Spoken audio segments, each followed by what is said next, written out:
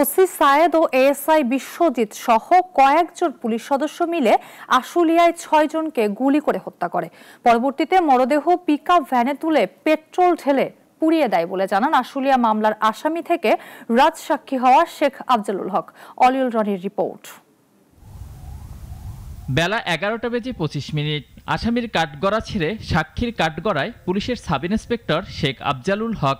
আর এ ঘটনায় পুনর্গঠিত ট্রাইব্যুনাল পেল জুলাই হত্যাকাণ্ডের মামলায় দ্বিতীয় রাজসাক্ষী। কোটাবিরোধী আন্দোলন চলাকালে গণঅভ্যুত্থানের মুখে সাবেক প্রধানমন্ত্রী শেখ হাসিনা যখন দেশ ত্যাগ করেন, তখন বিভিন্ন স্থান থেকে বিজয় মিছিল বের করেন আন্দোলনকারীরা। আশুলিয়াতেও মিছিল বের করেন ছাত্র জনতা। মিছিল নিয়ে থানার সামনে গেলে তাদের লক্ষ্য করে গুলি ছুড়ে পুলিশ। নিহত হন ৬ জন। পরে আগুন দিয়ে পুড়িয়ে ফেলা হয় মরদেহ।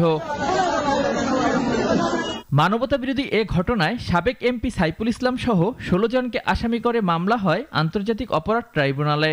সকালে এ মামলায় গ্রেপ্তার থাকা পুলিশের সাব ইন্সপেক্টর আফজালুল হক রাজসাক্ষী হয়ে ওই ঘটনার আদ্যপ্রান্ত তুলে ধরে জবানবন্দি দেন ট্রাইব্যুনালে। বলেন, ওসি সায়েদের নির্দেশনায় এএসআই বিশ্বজিৎ সহ কয়েকজন পুলিশ সদস্য ওই হত্যাকাণ্ডে অংশ নেন। তিনি ঘটনাস্থলে উপস্থিত ছিলেন, কিছু ঘটনা দেখেছেন এবং তিনি যে ঘটনার বর্ণনা অর্থাৎ লাশ পোড়ানোর আগের বর্ণনাটা সম্পূর্ণ দিয়েছেন।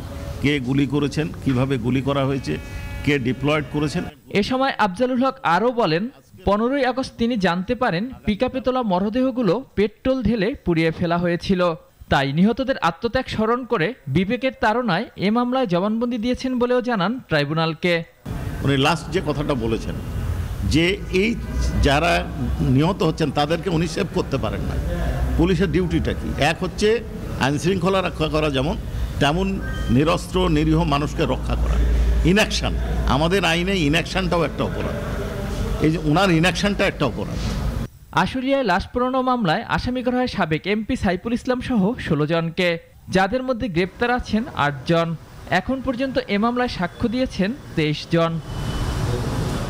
অলিউল রনি, নাগরিক, ঢাকা।